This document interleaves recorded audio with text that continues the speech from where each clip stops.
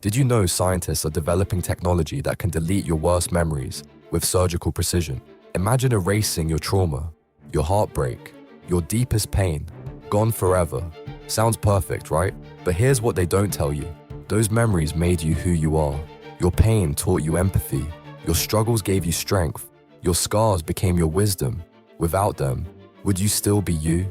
Think about your closest relationships. They're built on shared struggles, on understanding each other's wounds. If you erase your pain, do you lose the ability to truly connect?